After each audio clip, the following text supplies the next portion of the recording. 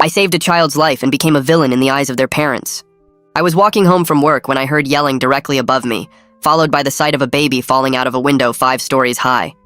It hurled through the air, and my brain didn't even think. My body just reacted as I dropped my suitcase and held my arms out to catch the baby as close to my chest as possible. It landed directly in my arms as I curled into it, doing everything to ensure it suffered as little impact damage as possible. I dropped to my knees, too scared to check on it but praying it was alive. After seconds that probably felt like hours, I heard the baby's weak crying. It was alive. The parents, a couple in their late 40s, came running out of the building seconds later. They were sobbing, terrified, grabbing the baby from my arms. "Thank you, thank you, you saved our baby," the mother kept repeating. The father hugged me, tears streaming down his face. An ambulance arrived and took the baby to the hospital. The parents called me a hero. I went home feeling anxious but proud of myself. 1 week later, someone knocked on my door. I opened it to find a man in a suit handing me an envelope. I ripped it open, thinking maybe the parents sent a thank you letter or money. Instead, I saw lawsuit papers. Apparently, the impact damage from me catching the child broke both his arms and legs. He was alive but in critical condition, and the parents were now suing me for $2 million. Criminal child endangerment and reckless rescue attempt. If I lost, I was looking at 5 to 10 years in prison. I called the parents 15 times but got no answer. I immediately drove to their apartment. The father opened the door and his face went red. "You broke our baby!" He physically pushed me. "Get away from us before we call the police." He slammed the door in my face. The next morning, I went to my assigned public defendant, Mr. Ramsey. He was juggling 40 cases and barely had time to look at mine. "This doesn't look good," he said. "Technically, you did cause the injuries. Law doesn't really care about intentions." I looked at him dumbfounded. "Just take the plea deal. 2 years is better than 10, he told me. The preliminary hearing 3 weeks later was a nightmare. The prosecutor stood up with photos of the baby's x-rays. The defendant's reckless actions directly caused these fractures. The parents testified, crying about their traumatized baby. Several witnesses said they saw me drop the baby. I don't know if they were hired or where they came from because there was nobody around. I walked out in disbelief this was actually happening. The day before the final trial, Mr. Ramsey called with a new plea deal. 3 years in prison. Take it. If we go to trial and lose, you're looking at 10. I saved that baby's life. I'm not pleading guilty. That night, I broke down in my apartment. The next day, the courtroom was packed. The parents sat in the front row looking like grieving victims. The prosecutor's opening statement destroyed me while Mr. Ramsey's opening was weak and unprepared. I could see it in the judge's eyes. She'd already made up her mind. The prosecution spent 2 days presenting their case. Expert witnesses, medical testimony, the parents crying on the stand. It was over. I was going to prison for catching a falling baby. At the end of the trial, the prosecutor stood up. "Does the defense have any witnesses?" "No, Your Honor." "Mr. Ramsey replied. The judge looked at him. "Does the defense have anything else?" Mr. Ramsey said no. The judge was about to bang her gavel when the courtroom doors burst open. A young woman limped in on crutches, her leg in a cast. The parents' faces went ghost white. "Who are you?" the judge asked. "Betty Rodriguez, their former foster daughter," she pointed at the parents. "I have evidence of what really happened that day." Betty limped forward and handed the judge her phone. The judge looked at the screen. Her face changed from annoyed to shocked to furious in seconds. "Bailiff, lock those doors.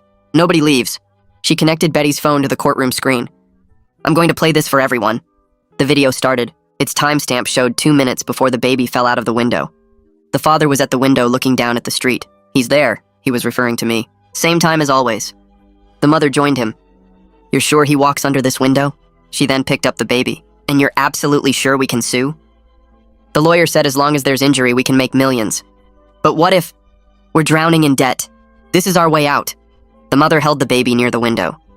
"Remember, the baby climbed out of its crib and fell, and he just happened to be walking by and caught it.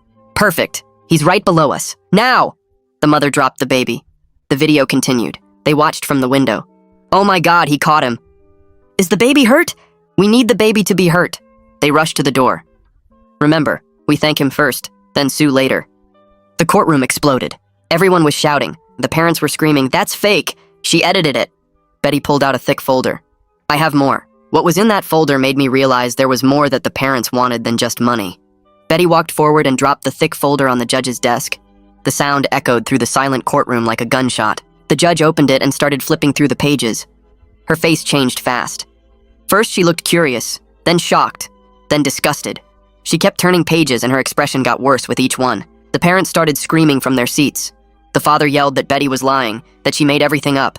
The mother shouted that Betty was crazy, that she had mental problems. They both kept saying Betty had a grudge against them, that she was trying to get revenge for something that never happened. The judge slammed her gavel down 3 times. The banging was so loud it made me jump. She told the parents to be quiet or she'd charge them with contempt of court. They stopped yelling, but the mother was still crying and shaking her head. The judge looked at both lawyers and told them to approach the bench right now. Mr. Ramsey stood up and walked forward with the prosecutor. I watched Mr. Ramsey's face as the judge showed him something from the folder. His eyes went wide and his mouth opened a little. He looked back at me with this expression I'd never seen before, like he finally believed I was telling the truth. The prosecutor looked pale and kept shaking his head while reading whatever the judge was showing them. They whispered back and forth for a few minutes while everyone in the courtroom sat there waiting. The judge finally told them to return to their seats. She announced a 30-minute recess and said the parents had to stay in the courtroom under bailiff supervision. 2 bailiffs moved to stand near the parents' seats. Betty was escorted to a private room by another bailiff for her safety. I just sat there shaking. My hands were trembling and I couldn't stop them. Someone actually came forward to help me. After weeks of thinking I was completely alone, that nobody believed me, that I was going to prison for saving a life, someone showed up with proof. I couldn't process it. During the recess, Mr. Ramsey came over and sat next to me. For the first time since this whole thing started, he looked at me like I was a real person instead of just another case number. He told me he was sorry. He said he should have believed me sooner, should have investigated more, should have fought harder. He admitted he was too overwhelmed with his caseload to give my case the attention it needed. His honesty didn't fix the damage or erase the weeks of terror, but it was something. At least he was being real with me now. The 30 minutes felt like hours. I kept looking at the parents sitting there with the bailiffs nearby. They weren't crying anymore. They just looked angry and scared. The courtroom filled back up when the recess ended. The judge came back in and everyone stood up. She told everyone to sit down and then asked Betty to approach the witness stand. Betty limped forward on her crutches and sat down. The bailiff swore her in and she put her hand on the Bible. The judge asked her to state her full name for the record. Betty said her name was Betty Rodriguez. She explained she lived with the parents as a foster child for 2 years when she was 16 years old. The parents' lawyer jumped up immediately and objected. He said this testimony was irrelevant to the current case, that whatever happened years ago had nothing to do with what I did. The judge looked annoyed and overruled the objection. She told Betty to continue. Betty explained she was in a coffee shop across the street that day. She saw the whole thing happen from the window. She recorded it on her phone because she recognized the parents walking past earlier. She knew from her experience living with them that they were always planning something. When she saw them at that window looking down, she started recording. The parents' lawyer tried to object again, but the judge shut him down fast. Betty kept talking. She said she stayed in contact with other kids who used to live with those parents as foster children. 3 other kids went through similar things. The parents would stage accidents and then try to profit from insurance claims and lawsuits. The pattern was always the same. Stage an accident, find someone to blame, sue for money. One kid got pushed down the stairs and they blamed a teacher who tried to help. Another kid was involved in a fake car accident. Every time, the parents found a way to make money off it. The prosecutor looked like someone punched him in the stomach. His face went white, and he put his hand on his desk like he needed to steady himself. His whole case just fell apart in front of everyone. He stood up and asked the judge for a sidebar. The judge agreed and they walked to the side of the courtroom. They whispered back and forth, but I could tell it was heated. The prosecutor kept gesturing and shaking his head. Meanwhile, the parents' lawyer was taking notes really fast and making phone calls from the defense table. His hands were shaking while he dialed. The judge came back and told everyone to pay attention. She ordered the video to be played again, but this time with the audio enhanced. The courtroom screen lit up again. The parents' voices came through the speakers crystal clear. You could hear every word of their plan. The father talking about timing, about me walking under the window. The mother asking if they could really sue. Both of them calculating how much money they could get. Then the mother saying now and dropping the baby. Their voices after, hoping the baby was hurt enough to sue but not dead, planning to thank me first and sue later. Several people in the jury gasped. One woman in the front row started crying. Another juror looked angry and was staring at the parents with disgust. The parents just sat there looking down at the table.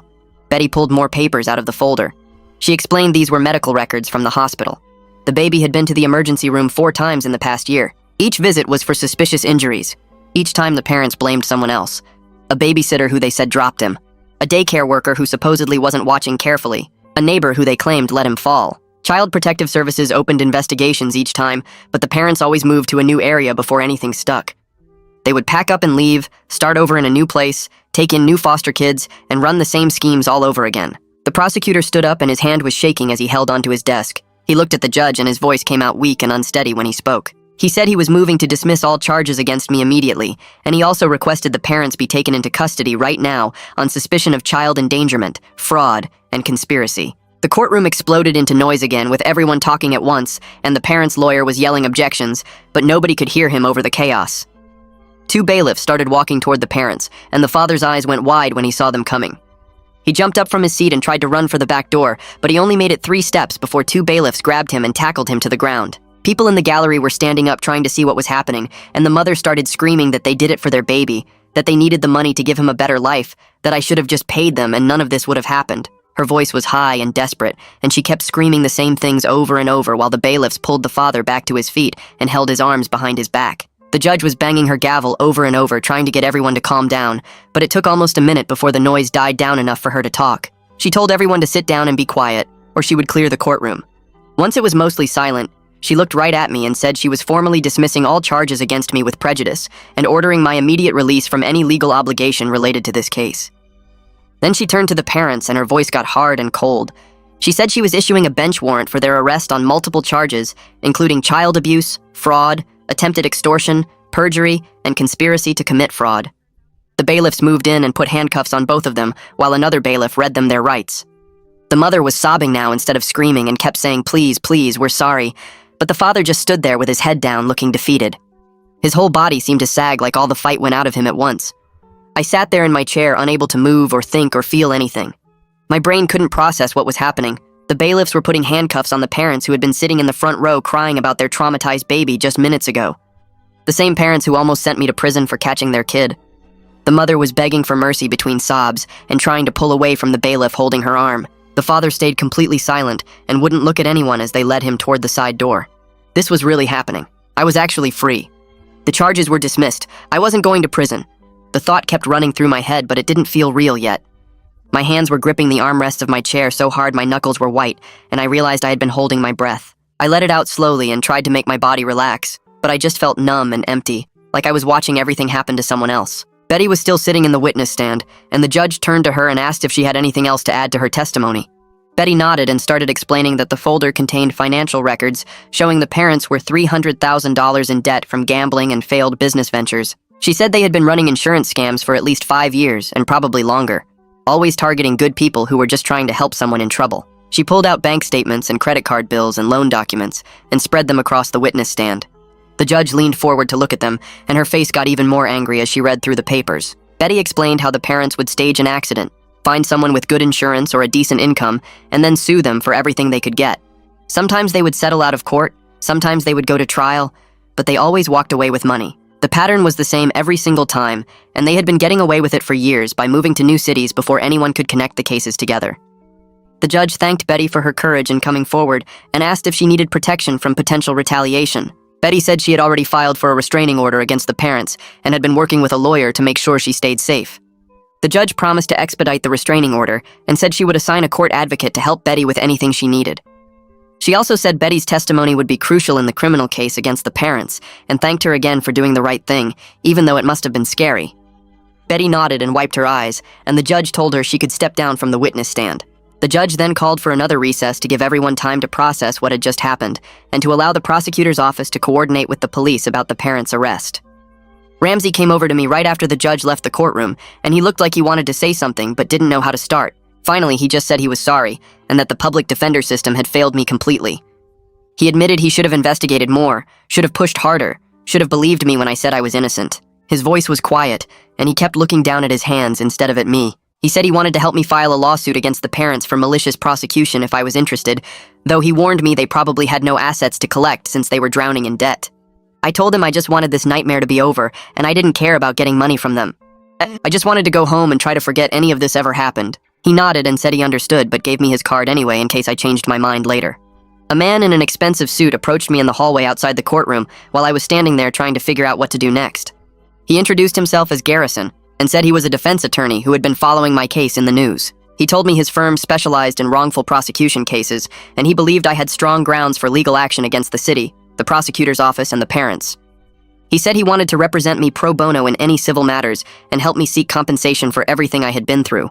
His firm would handle all the costs and legal fees, and I wouldn't owe them anything unless we won. He handed me his business card and said to call him when I was ready to talk about my options. He seemed genuine and professional, but I was too overwhelmed to think about lawsuits or compensation right then. I took his card and thanked him and told him I would think about it. Betty found me still standing in the hallway a few minutes later, and we finally got to talk face to face without a courtroom full of people watching. She explained that she had been tracking the parents for 2 years since she aged out of foster care at 18. She knew they would eventually hurt someone badly enough that she could stop them, and she had been collecting evidence the whole time. She apologized for not coming forward sooner, but said she needed ironclad proof that couldn't be dismissed or explained away. She had to wait for them to make a mistake big enough that the evidence would be undeniable. When she saw them drop the baby and then sue me, she knew this was the moment she had been waiting for. She had been in the coffee shop across the street that day and recognized them immediately. She started recording on her phone the second she saw them at the window because she knew from experience they were planning something terrible. I looked at Betty and felt my throat get tight and my eyes start to burn. I told her she saved my life, and that without her testimony and evidence I would be going to prison right now for catching a falling baby. I would have lost everything and spent years locked up for doing the right thing. Betty's eyes filled with tears, and she said she knew what it was like to be blamed for things that weren't your fault. The parents had done the same thing to her for 2 years when she lived with them. They would stage accidents and force her to lie about what happened, and when she refused, they would punish her in ways that left no visible marks. She said she couldn't let them destroy another person's life the way they had tried to destroy hers. We stood there in the courthouse hallway, and I gave her a hug and thanked her again. She had risked everything to tell the truth, and I owed her more than I could ever repay. The prosecutor walked toward me while Betty and I were still standing there. 2 other officials followed behind him. He stopped in front of me and his face looked different from it had in the courtroom. He apologized for pursuing charges without proper investigation. His voice was quiet, and he seemed genuinely sorry. He explained his office would be conducting a full review of how this case was handled. Then he told me the FBI would be investigating the parents' fraud scheme across multiple states.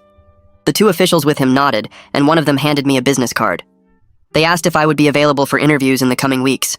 I said yes and put the card in my pocket. Betty watched the whole exchange with her arms crossed. After they walked away, she asked if I was okay. I told her I honestly didn't know. We exchanged phone numbers and she said to call her if I needed anything. Then she limped back toward the courtroom exit on her crutches. I watched her go and felt like I should say something else, but my brain was too fried to form words. I left the courthouse and drove home in complete silence. My hands shook on the steering wheel the entire way. When I got to my apartment, I dropped my keys twice trying to unlock the door. I walked inside and collapsed on my couch without turning on any lights. My phone started ringing almost immediately. The screen showed numbers I didn't recognize. Then it rang again and again. Reporters, lawyers, people I hadn't spoken to in years. Everyone suddenly wanted to talk to me. I turned the phone off and sat in the dark silence. My body felt heavy and empty at the same time. Relief mixed with exhaustion mixed with something I couldn't name. I stayed on that couch for hours without moving. The next morning, my phone was still off when someone knocked on my door. I dragged myself up and checked the peephole. A man in a dark suit stood there holding a badge. I opened the door and he introduced himself as Desmond Harrell from the FBI. He asked if we could schedule an interview about the case. I invited him inside and we sat at my kitchen table. He explained the parents' scheme appeared much larger than anyone initially realized. They had been moving between states, taking in foster children and staging accidents for insurance payouts and lawsuits for at least a decade. His office was building a massive case against them. He needed my full statement about everything that happened. We scheduled a formal interview for 2 days later at the FBI field office downtown. He thanked me for my cooperation and left his card on my table. 2 days later, I drove to the FBI office and met with Desmond in a small interview room. A recording device sat on the table between us. I provided my full statement about everything from catching the baby, to the trial, to Betty's evidence. He asked detailed questions about the parents' behavior, their testimony, the fake witnesses. I answered everything as clearly as I could. Then he opened a thick folder and showed me files on 6 other victims who were sued or prosecuted after trying to help during staged accidents. 2 of them served prison time before the truth came out. One was a teacher who caught a foster child the parents pushed downstairs. Another was a store owner who helped during a staged slip and fall. A third was a driver who stopped when they deliberately caused a car accident. All of them were good people who tried to help. All of them got destroyed for it. I felt sick reading through the files. I almost became another casualty of this scheme. If Betty hadn't shown up with that video, I would be in prison right now. Desmond saw my face and told me I was lucky. He said most victims never get justice because the evidence isn't strong enough. Betty's video and documentation changed everything. He explained the baby was now in protective custody and doing better than expected. The injuries were serious but not permanent. Doctors were optimistic about full recovery. He said I probably did save the baby's life even though the fall was intentional. If I hadn't caught him, the drop from 5 stories would have been fatal. That information helped somehow. At least the baby would be okay. At least something good came from this nightmare. A few days later, Kirsten Weaver from Child Protective Services called me. She was building a case to terminate the parents' rights permanently. She needed to discuss my observations of them. We met at a coffee shop near my apartment, She had a notebook and recorded our conversation with my permission. I told her everything I remembered about their behavior. Their fake crying in the courtroom, their calculated performance when they first grabbed the baby from my arms, the way they switched from thanking me to suing me, how rehearsed everything seemed looking back. She took detailed notes and asked follow-up questions. She said my testimony would be crucial in ensuring the baby never goes back to them. The case was strong, but she wanted documentation from everyone who witnessed their deception. I signed a formal statement at the end of our meeting. That same week, the local news ran a story about the case. My name was mentioned multiple times. Suddenly, I was getting calls from national media outlets. CNN, Fox News, network morning shows. Everyone wanted an interview with the man who was prosecuted for heroism. My phone rang constantly with blocked numbers and media requests. I called Garrison and asked what I should do. He advised me to stay quiet until the criminal case against the parents were resolved. Any interviews now could complicate the prosecution. I declined all the interview requests, even though some reporters kept calling back. 2 weeks after the trial, the parents were formally charged with 12 counts: child endangerment, fraud, conspiracy, perjury, and attempted extortion. The prosecutor's office discovered they had run similar schemes in 4 different states: Oregon, Nevada, Arizona, and California. Each time they would move before authorities could build a case. Their bail was set at $500,000 each. They couldn't pay it, so they stayed in jail awaiting trial. The news showed footage of them in orange jumpsuits during their arraignment. They both looked defeated and angry. Around this time, I started having nightmares. I would dream about dropping the baby or about going to prison. Sometimes I dreamed the trial went differently and Betty never showed up. I would wake up sweating and shaking at 3 in the morning. My work performance suffered because I couldn't sleep. Finally, I called a therapist and scheduled an appointment. She listened to my story and explained I was experiencing trauma from being punished for doing the right thing. My brain was trying to process the injustice of almost going to prison for saving a life. The sessions helped, but I still flinched every time I heard a baby crying or saw someone in distress. My instinct to help people were now mixed with fear of what might happen if I did. Garrison called me about filing a civil lawsuit against the parents. He wanted to seek compensation for my legal fees, lost wages, and emotional distress. He warned me we probably wouldn't collect anything since they were broke and facing prison time. I told him I didn't care about the money. I just wanted it on record that they destroyed my life for 3 months. He filed the lawsuit the next day. A few days after Garrison filed the civil lawsuit, my phone buzzed with a text from Betty asking if I wanted to meet for coffee. I agreed, and we met at a small cafe downtown the next afternoon. She ordered tea and I got black coffee because I still wasn't sleeping well. Betty sat across from me and started talking about her time living with the parents when she was 16. They staged a car accident about 6 months after she moved in, she explained. The father deliberately rear-ended another car at a stop sign and then claimed the other driver had backed into them. They coached Betty to lie and say she saw the whole thing happen the way they described it. When Betty refused to lie to the police, they made her life terrible. They took away her phone, grounded her for months, and told her caseworker she was violent and unstable. Betty got removed from their home 3 months later, and the insurance investigation quietly dropped the case. She said she always knew they'd try something like this again, and when she saw them on the news after my arrest, she started digging into their history. The video she recorded that day was just luck because she happened to be getting coffee across the street and recognized them at the window. Betty pulled out her phone and showed me messages from other former foster kids. 4 of them had reached out after seeing the news coverage. Each one had a similar story about the parents using them as props in fraud schemes. One girl was told to fake a slip and fall at a grocery store. A boy was instructed to pretend a neighbor's dog bit him. Another kid was supposed to lie about being hurt at a daycare. Every time a foster child refused to cooperate or threatened to tell the truth, the parents made their lives miserable until they got removed from the home. Betty said the FBI agent handling the case told her they were building charges that could result in 30 to 40 years in prison for both parents. The pattern of using vulnerable children in fraud schemes across multiple states made it a federal case now. 2 days after meeting Betty, someone knocked on my apartment door around dinner time. I opened it to find my neighbor Amara standing there holding a covered dish. She lived 3 doors down, and we'd always been friendly but never really talked much. Amara said she'd been following my case in the news and felt awful that I went through everything alone. She offered to be a character witness if I ever needed one and handed me the dish explaining it was homemade curry because she noticed I looked thinner lately. I thanked her and we talked for a few minutes in my doorway. She told me about losing her brother to a wrongful conviction years ago and how it destroyed her family's faith in the system. Her kindness made me tear up because it reminded me that good people still existed in the world. After she left, I ate the curry and it was the first real meal I'd had in days. 3 weeks after my charges got dismissed, the parents' criminal trial started at the downtown courthouse. I showed up on the first day because the prosecution said I'd need to testify. The courtroom was packed with reporters, other victims, and people who just wanted to watch. The parents sat at the defense table looking smaller somehow, like they'd shrunk since I last saw them. Their lawyers stood up for opening statements and tried to paint them as desperate people who made a terrible mistake out of love for their child. He talked about their debt and their fear of losing everything. The jury looked skeptical, though, especially the older woman in the front row who kept shaking her head. When Betty took the stand later that day, she walked the jury through the video evidence again and explained the pattern of abuse she witnessed. The defense lawyer tried to discredit her by bringing up her time in foster care and suggesting she was unstable, but Betty stayed calm and answered every question with specific facts and dates. The next day, the prosecution brought in their main evidence presentation. They had files on 8 previous schemes the parents ran across 4 states over the past decade. The total damages came to more than $2 million when you added up all the fraudulent insurance claims and lawsuit settlements.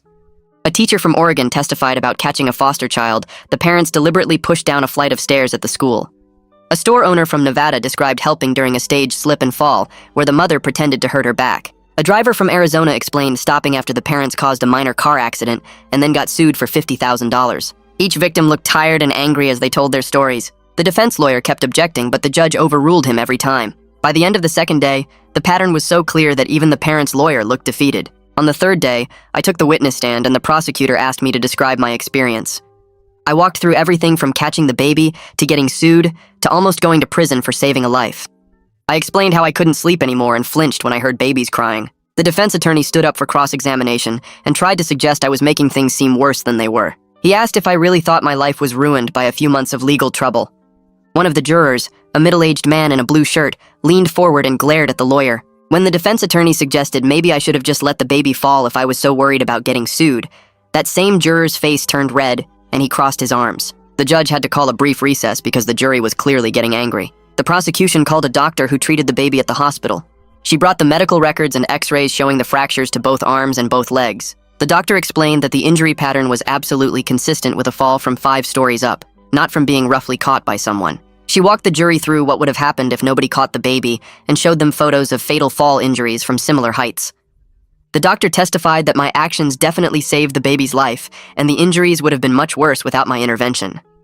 She said the fractures were unfortunate but expected given the physics of the situation. The defense lawyer tried to argue that maybe I caught the baby wrong, but the doctor shut that down by explaining there's no right way to catch a falling infant without some injury occurring. During cross-examination of the father on the 4th day, something unexpected happened. The defense lawyer was asking him about his financial situation when the prosecutor stood up and started pressing him about the video evidence. The father's answers got shakier and his voice started breaking. Then he just collapsed emotionally and admitted they planned everything. He sobbed that they were drowning in debt and didn't think anyone would really get hurt. His lawyer jumped up and tried to stop him from talking, but the damage was done. The father kept crying and saying they just needed money and thought it would work out. The mother sat next to him completely stone-faced, showing no emotion at all. She stared straight ahead like none of this was happening while her husband fell apart on the witness stand. The jury left to deliberate around 2 in the afternoon and came back just after 5. 3 hours total. The judge asked if they'd reached a verdict, and the foreman stood up holding a piece of paper. Guilty on all 12 counts for both parents. The courtroom stayed quiet as the judge polled each juror individually to confirm their votes. Every single one said guilty without hesitation. The judge thanked the jury and scheduled sentencing for 2 weeks later. As the bailiffs led the parents out of the courtroom, Garrison leaned over and told me this was an excellent outcome. He said given the severity of their crimes and the clear pattern across multiple states, they'd likely face serious prison time. 2 weeks later, I returned to the courthouse for sentencing. The courtroom was full again with victims, reporters, and observers. The judge entered and everyone stood. She sat down and looked directly at the parents before speaking. Her voice was firm as she talked about how they betrayed every principle of parenthood and human decency. She said they weaponized the foster care system and turned vulnerable children into tools for profit. She explained that their actions destroyed lives and damaged people's faith in helping others. Then she announced the sentences. 12 years in federal prison for the father. 10 years for the mother. Both were also ordered to pay full restitution to all victims, though everyone in the courtroom knew they'd never be able to pay back $2 million. The parents showed no reaction as the bailiffs handcuffed them and led them away to begin their sentences. I stood there watching the bailiffs walk them down the center aisle toward the back doors. The mother kept her head down while the father looked back once at the empty gallery. Nobody came to support them. The courtroom stayed quiet until the doors closed behind them with a heavy click that echoed off the walls. The judge gathered her papers and left through her private entrance. People started standing up and collecting their things. I felt Garrison's hand on my shoulder, but I couldn't move yet. My legs felt weak and I gripped the table in front of me to stay steady. This was over. I was free, but instead of joy or relief, I just felt empty and tired. 3 months of my life had been consumed by fear and shame and anger. The parents were going to prison, but that didn't give me back the nights I couldn't sleep, or the friends who stopped calling, or the way people looked at me in public like I was a criminal. Justice happened, but it felt hollow somehow. Garrison asked if I was okay, and I nodded even though I wasn't sure. We walked out of the courtroom together, and reporters were waiting in the hallway with cameras and microphones. Garrison told them I had no comment, and we pushed through to the elevators. Outside the courthouse, the afternoon sun felt too bright after being inside all day. I drove home and sat in my apartment staring at the wall for 2 hours. A week later, my phone rang with a number I didn't recognize. I almost didn't answer, but something made me pick up. A woman's voice introduced herself as Kirsten Weaver from Child Protective Services. She said she'd been assigned to the baby's case and wanted to give me an update. The baby had been removed from the hospital 3 days after the sentencing and placed with a foster family who specialized in caring for infants with medical needs. He was doing really well according to the doctors. The broken bones were healing properly, and he showed no signs of brain damage or developmental problems from the fall. The foster family was already talking about adoption if parental rights got terminated.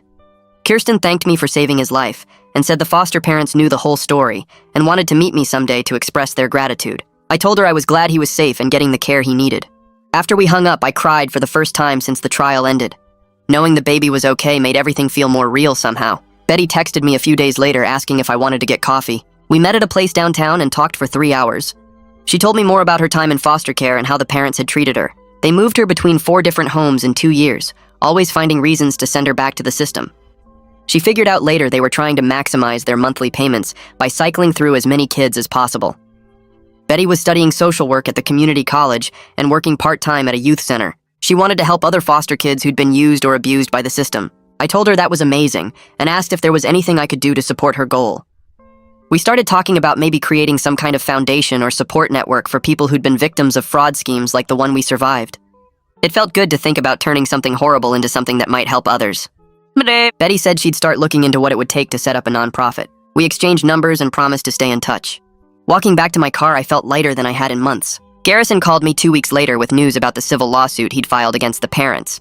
Since they were in prison and not responding to any legal notices, we'd won a default judgment for $200,000 in damages. He was honest that we'd probably never collect any of it since they had no assets and wouldn't be earning money in prison, but having the judgment on record meant something.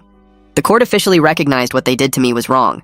It was validation in writing that I could point to if anyone ever questioned what happened. Garrison said several other victims were also filing civil suits, and the parents would likely face millions in judgments they'd never be able to pay. I thanked him for everything he'd done and asked about his bill. He reminded me he'd taken the case pro bono and refused to accept any payment. He said cases like mine were why he became a lawyer in the first place. Going back to work felt strange and uncomfortable. My boss had been understanding during the trial and told me to take as much time as I needed. But after 2 weeks at home, I needed to get back to some kind of routine. The office felt different, though. I was anxious around people and kept thinking everyone was judging me or talking about me behind my back. I started avoiding the break room and eating lunch at my desk. Walking to and from my car, I found myself looking up at buildings and feeling scared something might fall. I couldn't walk under apartment windows anymore without my heart racing. My boss noticed I was struggling and offered to let me work from home 3 days a week. I accepted gratefully. Coworkers who'd completely ignored me during the trial suddenly wanted to be friendly again. They'd ask how I was doing or invite me to lunch. It felt fake and hollow. Where were they when I needed support? I kept my interactions brief and professional. Agent Harrell from the FBI contacted me about 6 weeks after the trial. He wanted to update me on their investigation into the parents' fraud operation. They'd identified 17 victims across 6 states who'd been targeted by similar schemes. Some had paid settlements to avoid prosecution. 2 had actually served prison time before evidence came out proving their innocence. The FBI had recovered documents and recordings showing over $3 million in fraudulent insurance claims and lawsuit settlements over the past decade. Several insurance companies were pursuing their own legal action to recover what they'd paid out. Agent Harrell thanked me for my cooperation and said my case was the breakthrough they needed to stop this operation. Without Betty coming forward with her evidence, the parents would have kept moving to new states and finding new victims. He said I should feel proud that my situation helped protect other people from going through the same thing. 6 months passed and I was doing better but still struggling. I'd started seeing a therapist twice a week to deal with anxiety and trust issues. She helped me understand that what I was feeling was normal after experiencing such a profound betrayal of the justice system. I'd done the right thing by catching that baby and got punished for it. That kind of injustice leaves scars that don't heal quickly. The therapist encouraged me to focus on the positive outcome. The parents were in prison. The baby was safe and thriving. The FBI had stopped a major fraud operation. I'd helped protect future victims even though it cost me 3 months of hell. She said I should be proud of surviving something that would have broken a lot of people. The nightmares were less frequent now. I could walk under buildings again without panicking. I was slowly rebuilding my life and learning to trust people again. A local reporter named Sarah Kirk had been covering the case from the beginning. She'd been respectful and hadn't tried to sensationalize anything. She reached out asking if I'd be willing to do an interview now that some time had passed. I'd been avoiding all media requests, but Garrison thought this might be a good opportunity.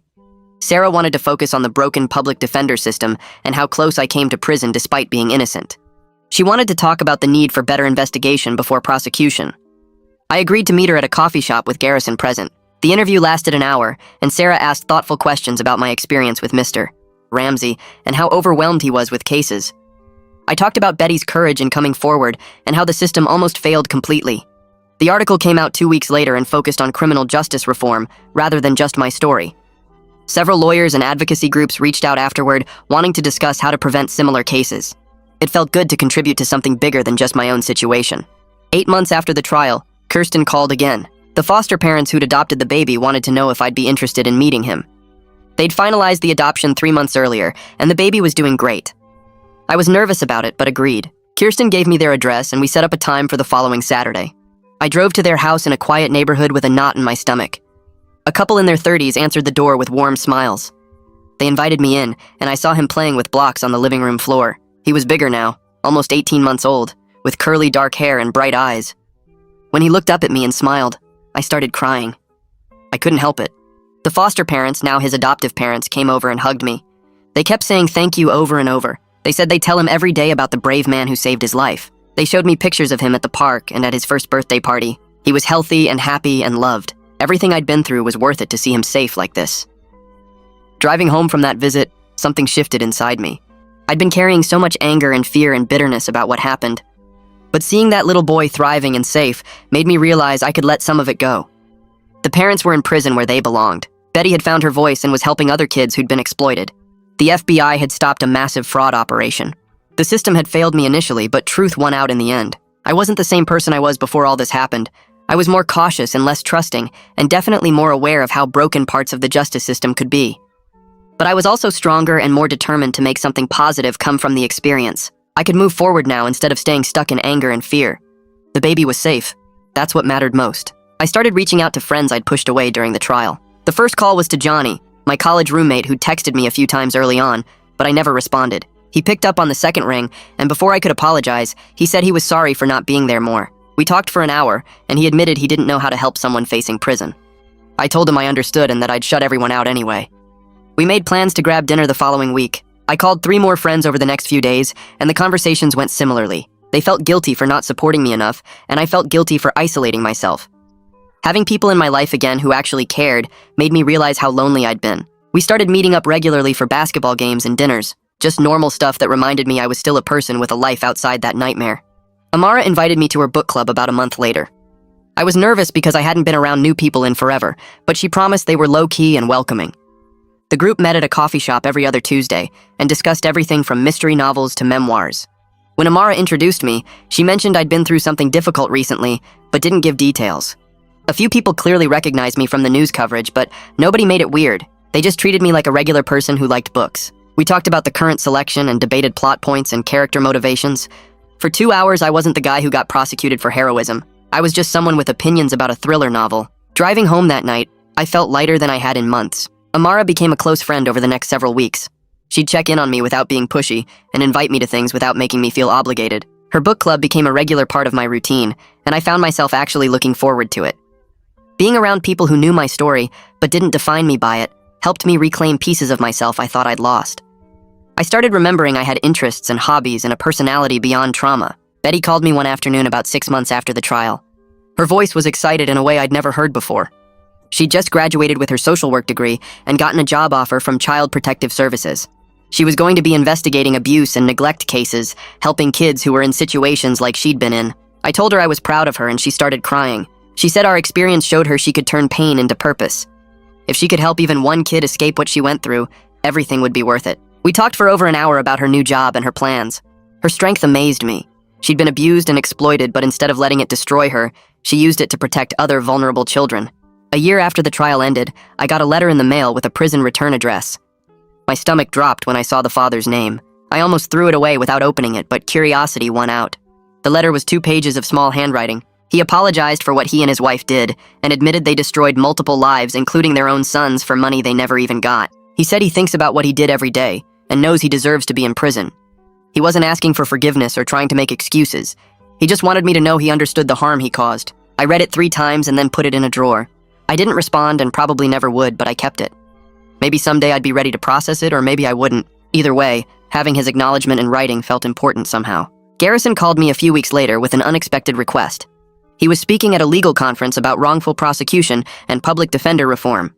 He wanted to know if I'd be willing to share my story as a real-world example of how the system can fail innocent people. The idea terrified me, but I agreed because I wanted something good to come from what happened. The conference was at a downtown hotel with about 200 lawyers and legal professionals. I stood at a podium and told them about catching the baby, getting sued, facing prison time, and coming within minutes of conviction before Betty arrived. I focused on how overwhelmed Mr. Ramsey was and how that almost cost me a decade of my life. I talked about the need for better funding and support for public defenders. Several people came up to me afterward wanting to discuss criminal justice reform. 2 law professors asked if they could interview me for research projects. A nonprofit director gave me her card and said they needed voices like mine in their advocacy work. The speech led to more invitations over the following months. I spoke at a law school, a criminal justice reform rally, and a training session for new public defenders. I started consulting part-time with advocacy groups while keeping my regular job. The work was fulfilling in a way I hadn't expected. I was turning the worst experience of my life into meaningful change, even if progress felt slow. My therapist encouraged me to start dating again after about a year of isolation. The idea made me anxious because trusting people were still hard. She suggested starting small with coffee dates and being upfront about needing to take things slow. I met someone through a friend who knew my story, but didn't treat me like I was broken or fragile. We went on a few casual dates and talked about normal things like work and hobbies. It felt healthy and genuine in a way I wasn't sure I'd find again. We took things at a comfortable pace without pressure or expectations. The baby's adoptive parents reached out through Kirsten about 18 months after the trial. They wanted to invite me to his 2nd birthday party. I bought a toy truck and drove to their house feeling nervous and emotional. When I walked in, I saw him playing with other kids, running around and laughing. He was bigger now with more hair and a huge smile. His parents came over and hugged me. They said they'd tell him stories about the brave man who saved his life, and they'd explain everything when he was older. Watching him play, completely unaware of the darkness he was born into, made me cry. His parents told me they were raising him to be kind and brave. I stayed for the whole party, and it gave me a sense of closure I didn't know I needed. Betty and I met for coffee a few months later to discuss an idea we'd both been thinking about. We wanted to start a small nonprofit to help victims of fraud schemes navigate the legal system. We weren't lawyers, but we understood the confusion and fear of being targeted. We started with a basic website offering resources, referrals to lawyers, and information about reporting fraud. Within the first month, several people reached out thanking us for creating something that didn't exist when they needed help. It was modest, and we were learning as we went, but it felt meaningful. 2 years after the trial, I was in a much better place emotionally. I still had bad days where the memories hit hard, and I questioned whether I'd do it again. The experience changed me in ways that would never fully heal. I was more cautious about helping strangers, and more aware of how broken parts of the justice system could be. But I was also stronger and more committed to fighting injustice. I had friends, purpose, and hope again. The trauma would always be part of me, but it didn't define my entire existence anymore. About a year later, I got a letter in the mail from the state corrections department telling me the mother was up for parole after serving 3 years. My stomach felt weird when I read it because I thought she'd be in prison longer than that. The letter said I could submit a statement if I wanted to and attend the hearing. I spent 2 days writing my statement about what she did and how it affected me. I kept it simple and focused on the facts about how they planned to hurt their baby for money. The hearing was in a small room with 5 parole board members sitting at a long table. The mother sat on the other side wearing an orange jumpsuit and looking older than I remembered. I read my statement out loud and my voice shook a little, but I got through it. The board asked her questions about what she did and whether she felt bad about it. She gave rehearsed answers about being desperate and making a terrible mistake. One board member asked her directly if she understood she could have killed her baby, and she just said yes without any real emotion. After about 40 minutes, they told us to wait outside while they decided. 20 minutes later, they called us back in and said her parole was denied. They mentioned the serious nature of her crimes and said she didn't show real understanding of what she did. She'd have to serve at least 3 more years before trying again. I walked out feeling relieved but also empty, because it brought everything back. My relationship kept getting more serious over the next few months, and I realized I wanted my partner to meet the people who mattered most to me. I set up a dinner at a restaurant with Betty and the adoptive parents who were bringing the baby. I was nervous about everyone meeting, but it went better than I expected. Betty and my partner hit it off right away, talking about social work and advocacy. The adoptive parents were warm and friendly and told stories about the baby's personality and funny things he did. My partner was great with the baby and didn't treat the whole situation like it was weird or heavy. We stayed at the restaurant for 3 hours just talking and laughing. Walking home that night, I felt like I was building a real family of people who knew my whole story and cared about me anyway. It was different from my biological family, who I'd grown distant from during the trial. These people chose to be in my life knowing everything I'd been through. The adoptive parents started sending me photos and updates about the baby every few weeks. He was 3 years old now and going to preschool. The pictures showed a happy kid with a big smile playing with other children and doing normal preschool things like finger painting and playing on the playground. His parents said he was doing great, and the doctors saw no lasting problems from what happened to him as a baby. They said he was friendly and brave and loved making new friends. Every time I got an update, I felt this mix of emotions. I was so glad he was okay and living a good life.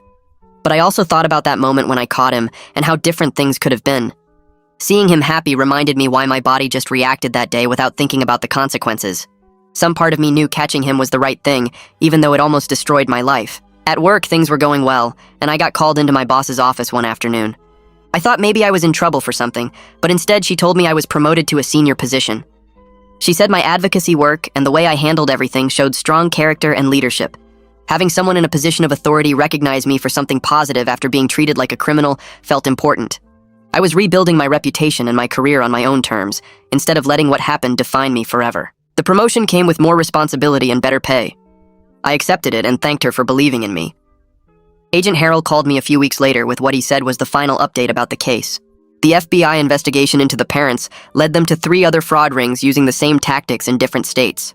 17 criminals were convicted in total, and dozens of victims got some kind of justice or money back. He said my case was the starting point for a much bigger operation to stop these schemes from hurting more people. Knowing that something good came from my nightmare made it feel slightly less pointless. Agent Harrell thanked me for my cooperation and said I should be proud of helping take down a major fraud network. After we hung up, I sat there thinking about all the other people who went through similar things. At least some of them got justice because of what happened to me. Betty called me one evening sounding excited and told me she got engaged to someone she met through her job at Child Protective Services. I was really happy for her because she deserved good things after everything she survived. She asked if I would be part of the wedding party, and I said yes immediately. It felt meaningful that our connection started with shared trauma, but grew into real friendship. We'd both built good lives despite what the parents tried to do to us. Betty said the wedding would be small and simple, and she just wanted people there who truly cared about her. I felt honored to be included in that group. 3 years after I caught the baby, I got an invitation to a ceremony where the city was giving me a civilian heroism award. I almost didn't go because I felt weird about being called a hero after everything that happened, but my partner convinced me it was important to accept recognition for doing the right thing. The ceremony was in City Hall with about 200 people in the audience. The adoptive parents came with the baby, who was 4 years old now and could talk in full sentences. Before the ceremony started, they brought him over to meet me. His parents knelt down and told him I was the person who saved his life when he was a baby. He looked at me with big, curious eyes and then gave me a huge hug. I started crying right there in the lobby because in that moment, everything I went through felt worth it. This little boy was alive and happy and safe because I reached out my arms that day. I stood on the stage accepting the award and looked out at everyone who came to support me. Betty was there in the 3rd row smiling. Amara sat next to her looking proud. My partner was in the front row recording everything on their phone. Garrison sat near the back, giving me a thumbs up. The adoptive family was on the side with the baby, who was wiggling around in his seat. The mayor read a statement about courage and selflessness and handed me a plaque with my name on it. I gave a short speech thanking everyone who stood by me when the system failed. The journey from hero to accused criminal to advocate was brutal and unfair, but I survived it and helped create real change. I wasn't the same person I was 3 years ago when I dropped my suitcase and held out my arms. That experience broke something in me, but it also made me stronger and more aware of injustice. I was proud of who I'd become and grateful for the people who refused to give up on me. Standing there holding the award, I felt like I could finally close that chapter and move forward without the weight of everything that happened crushing me anymore.